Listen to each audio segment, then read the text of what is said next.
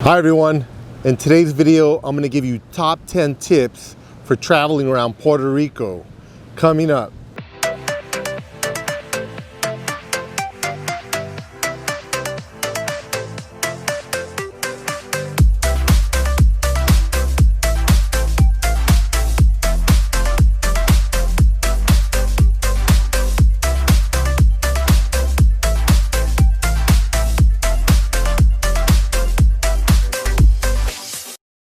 Hi everyone, this is Ernesto from AttaBoyCowBoy, and on this channel we give you health and wealth tips to help you be more successful. Now, it's during the time of COVID and I decided to take a trip over here to Puerto Rico to chill out and get some work done. And I want to give you my top 10 recommendations for the island. And first I want to go briefly over the history. It's really interesting. The United States, got Puerto Rico, Cuba, American Samoa, Guam, Philippines, several countries from Spain during the Spanish-American War in the 1800s. Most of them have become independent or they've stayed as territories like Puerto Rico. And for most of Puerto Rico's history, they have not wanted to become a state. The people have voted and they've been kind of like conflicted whether or not to become a state, but they are US citizens. So Puerto Ricans are American citizens just like I am. 47% of Americans are not aware that they're American citizens, but they are. They just cannot vote for an American president while they live on the island. So after Hurricane Maria trashed the island, something like 600,000 of the 3.4 million Puerto Ricans that live on the island moved to the United States, mostly to Florida. So all those people now can vote. So they're gonna vote in our next election. So I don't think it's gonna go very well for our current president, considering how everything worked out over there. But anyway, if you consider the population density of the island, 3.4 million, on an island that's 100 miles long and 35 miles wide, it's the equivalent to everyone in the world moving to the United States, the continental United States, and living there. So it's pretty crowded here. So they can't grow enough food or really sustain themselves without outside resources. So it's in their best interest and for everyone's best interest for them to be part of the United States or some other country so that they can get all the natural resources that they need. Now recently, especially since the hurricane, most Puerto Ricans now favor becoming a state. So in the near future, that issue may come up to Congress, and then Congress ultimately decides, when a territory gets statehood. Now that's a process. Like Hawaii took something like 98 years to become a state. Alaska took 102 years, just to give you an example. So it's not uncommon for a territory to be part of the United States for a while and then eventually become a state. So it's in the process and looks like it's looking up. So let me give you my top 10 recommendations. Tip number 1, how to get here on flights. Well, because it's part of the United States, it's probably the cheapest part of the Caribbean that you can fly to. I flew here from LA round trip for $300, which is pretty amazing. And I've seen flights as low as $200. Now there is a travel hack. If you can get a cheap ticket to New York, I guess because there's so many Puerto Ricans living in New York City, you can pretty much get flights any time of the year for $65 from New York City to the island and $65 back.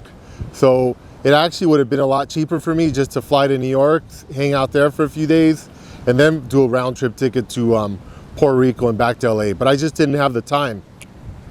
So with that in mind, wherever you're looking, look at New York City as an option to getting here. It's a really good option because you get to see an extra city for free basically, and you'll still save some money. Tip number 2, how to get around. The best way to get around here is to rent a car. I tried the buses and they don't have a very good transit system. It's just fragmented, so it's hard to get around. I took a bus from the airport to my hotel. Remember, it's like 80-90% humidity here. It's really hot.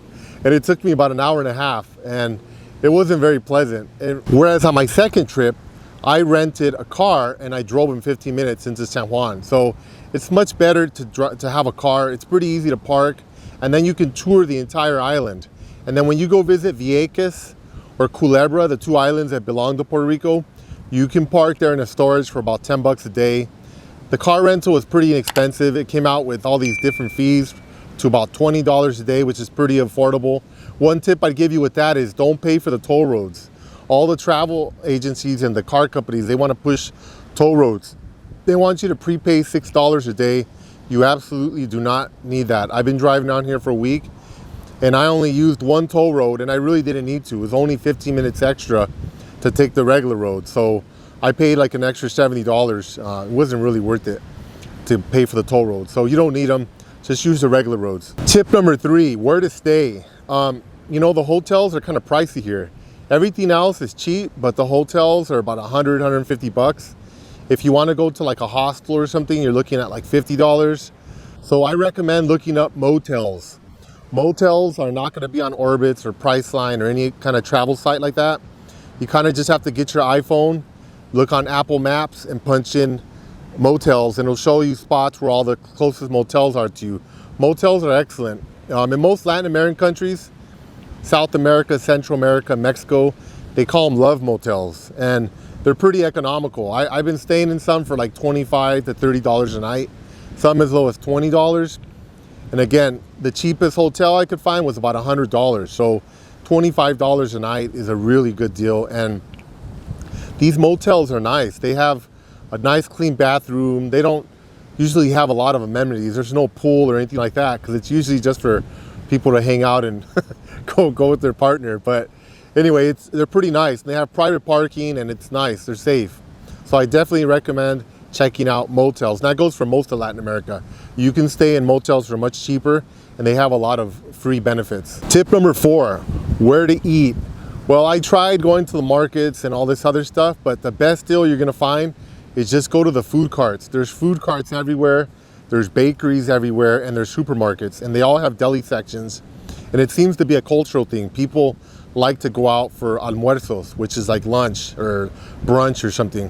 And they're usually from $3 to $5 and you get a big plate of rice, beans. They have different kinds of beans. They're really tasty.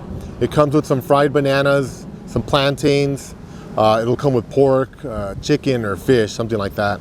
If you're vegetarian like I am, I usually just get a serving of rice, beans, they give me some bananas, and then they'll give me like some yuca, which is kind of like a potato. It's pretty hearty, it keeps me full. It costs me about $4. And the best part is that they're traditionally cooked, they're home cooked meals, they're fresh, they don't have a bunch of chemicals in them. So I highly recommend checking out the almuerzos. Tip number 5, places to visit. Well, there's a lot of museums you can visit, but the coolest one that I've seen in my visits to Puerto Rico has been the Bacardi tour. The Bacardi tour is really cool. It's in San Juan, and basically Bacardi Rum Company used to be in Cuba when Cuba used to be part of the United States as a territory. But once they had the communist revolution, the communists took over, a bunch of businesses started leaving the island, and Bacardi relocated from Cuba to Puerto Rico, and it's really cool. I don't drink any alcohol at all, but those mojitos are so tasty. I had to have a couple when I went on the tour because they're just delicious. So I highly recommend checking out the Bacardi tour for a few hours. Tip number 6, visit the Arecibo Observatory. Now this is one of my favorite places on the island. I watched a lot of travel sites get recommendations for the island, and for some reason, not very many, actually none of them recommended that place, and that place is amazing. It's these huge satellite dishes that the US government set up here for astronomers and people looking for extraterrestrials. So we're looking for radio signals around the universe, trying to communicate with other planets. And they do a lot of other scientific research there. And it's funded by the National Science Foundation. And it's a really, really cool place. It's really interesting.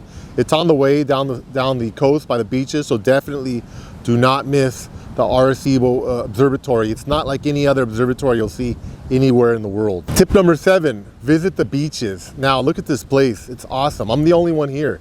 There's no one around. I have the beach all to myself. There's palm trees, there's coconut trees. There's over 300 beaches in Puerto Rico. And this one's a little windy because we just had a hurricane the day before. But other than that, the water's crystal clear, it's calm. I'm gonna go out and swim for a little while. As you drive along the coast around the country, you're gonna see, or the territory, you're gonna see a lot of little beaches, and one is more spectacular than the other. After I saw like a few dozen, I thought, wow, like I'm getting tired of these, but no, they're all very, very dynamic and they're different. There's mountains, there's cliffs, the water's different, the temperature's different. Generally the water's warm, which is really cool. There's different types of fish you can see if you go snorkeling. So you can really make a trip out of just going to the beaches. Of course, I didn't go to 300, but I went to about 20 to 30 in the last week, and all of them were spectacular. I looked up on my iPhone where the beaches were, and it just kept telling me the best beaches to go to, so I stopped on them one by one. Tip number 8, visit the Bio Bay, the bioluminescent bay. Now this is one of the coolest things you will see anywhere on the planet. In my book, How to Travel the World and Live with No Regrets, it's one of my top 10 things to do before you die. I had no idea when I first came here like 10 years ago and I saw that place. And now I know that there's only 5 in the whole planet, and 3 of them are here in Puerto Rico, 2 on the mainland and 1 in Vieques. And that place is amazing. You go into the water at night on a kayak and you swim, and it's like you're like an angel. There's light being created all around you. And you can do everything you want, move in the water, and you see everything. It's really cool. Even when you're pedaling with your kayak, as you put the oar into the water, it leaves a stream of light, because the bay is dimly, there's no light there. There's no construction around it, so that it's really dark and the light shows up. Basically, it's caused by these little microorganisms. They're called dinoflagellates. And these dinoflagellates are the size of a pinhead, but when they're disturbed by movement, they react by giving off light. It's a defense mechanism. The size of the light is about 1,000 times the size of their body, which is a grain of rice. But you get a bay like this, and there's billions of them. So when you swim, it's just constant light, and it's really cool. As you're splashing, there's light flashing everywhere. It's the most amazing thing. It's really hard to believe until you see it. So I strongly recommend taking a visit to Vieques just to see the bioluminescent bay. Tip number 9, visit the national parks. Now there's multiple here, but the 2 coolest ones are El Yunque National Park, which is a big rainforest. It's the only rainforest inside the United States and its territories. And the second one is Cabo Rojo, which is basically like a big red arch in the ocean. It's kind of like Cabo San Lucas in Baja California. It's a really cool place, but the entire area is amazing. It has like these really cool beaches, has cliffs. The arch is cool, but the area itself is amazing. So you can spend a whole day there walking through all the hiking trails, going through the coastal forest there. It's a really nice place. So I strongly recommend that. And of course, El Yunque, the rainforest is beautiful with all the animals and all the waterfalls and all the other cool stuff that are there. Tip number 10, experience the culture. Go out and eat the food, hang out with the people. The people are some of the nicest people I've met anywhere in the world. They're so nice, and they're very attractive, men and women. So I'm really happy to know that Puerto Rico is part of the United States, because the people are great. They're really cool, they're friendly. I mean, you'd see people everywhere will bend over backwards to help you, whether it be directions or anything. People are just amazing. The dancing, the salsa, the music, I mean, it's a wonder. It's no wonder so many cool people come out of here, like Mark Anthony and J-Lo and all these reggaeton singers and all these other artists, because they have so much culture here. The people are really into music. I had some really cool experiences just hanging on the beach, people showing up, setting up a boombox and just blasting music all over the beach. And everybody's like dancing in the water, hanging out, drinking mojitos, drinking beer.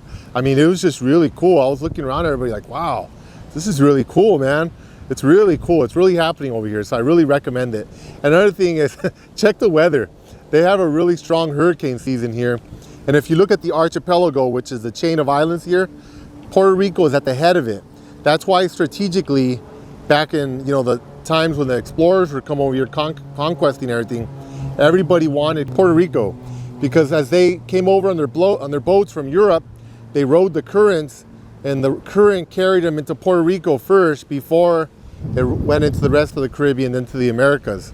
So strategically, it was a really important position to have, because you can defend the rest of the islands and the United States, I should say, by having Puerto Rico. So Puerto Rico is a really cool place, but they do have pretty extreme weather a few months out of the year.